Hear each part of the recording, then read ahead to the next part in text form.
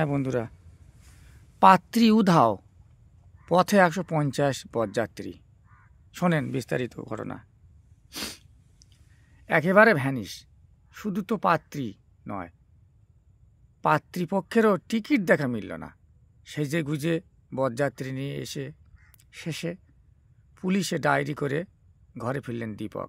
বছর 24-এর দীপক দুবাইয়ে কাজ করেন।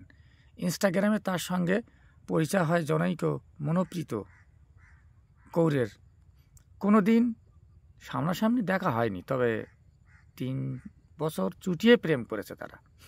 তারপর বিয়ের সিদ্ধান্ত নেন। সেই মতো দুই বাড়ির কথাও হয়, তবে পুরোটাই ফোনে। হ্যাঁ, 6 ডিসেম্বর বিয়ের তারিখ ফাইনাল হয়। বিয়ের 1 মাস আগেই দেশে ফেরেন দীপক। জলন্ধরের মান্ডিয়ালি গ্রামের দীপকের বাড়ি থেকে মনোপ্রীতের শহর মোগার দূরত্ব 100 কিলোমিটারেরও কম। তবু দীপক ঠিক করেন প্রথম চোখে চোখ তিনি বিয়ের দিনই রাখবেন। মনোপ্রীত নাকি তেমনটাই চেয়েছিলেন।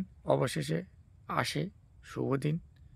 6 তারিখ 150 বরযাত্রী নিয়ে দীপক চলে যান মোগা শহরে। কিন্তু বরযাত্রীদের বরণ করার জন্য তো কেউ নেই সেখানে। খটকা লাগে। হবু বউকে ফোন করেন দীপক। মনোপ্রীতের জবাবে আসে, একটু অপেক্ষা করুন, আমার বাড়ি থেকে লোক যাচ্ছে। অপেক্ষাটা দীর্ঘায়িত হওয়ায় দীপকের বাবা প্রেমচাঁদ স্থানীয়দের কাছে রোজ গার্ডেন প্যালেসের খোঁজ নিতে চান। ঠিক করেন দেরি যখন হচ্ছে তখন নিজেরাই বিয়ে বাড়িতে পৌঁছে যাবেন। কিন্তু মোগার লোকজন জানান রোজ গার্ডেন প্যালেস নামে কিছুই নেই শহরে। ততক্ষণে মনোপ্রীতের মোবাইলও সুইচ অফ হয়ে গিয়েছে। 150 বরযাত্রী নিয়ে 5 ঘন্টা রাস্তাতেই কেটে যায়।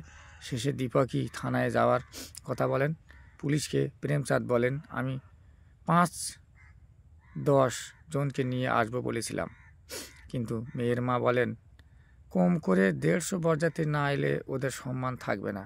ওদের সম্মানের কথা ভেবে শুধু আত্মীয় স্বজন নয়, প্রচুর পাড়া প্রতিবেশীকেও বলি। এখন সম্মানটাই গেল। দীপক জানালেন বিয়ের খরচ সামাল দিতে তিনি মনোপ্রীতিকে 50,000 টাকাও দিয়েছেন।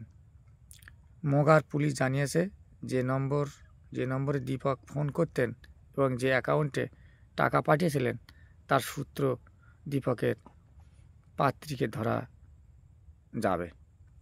কিরম ঘটনা বন্ধুরা, বুঝি সুঝে এগুন।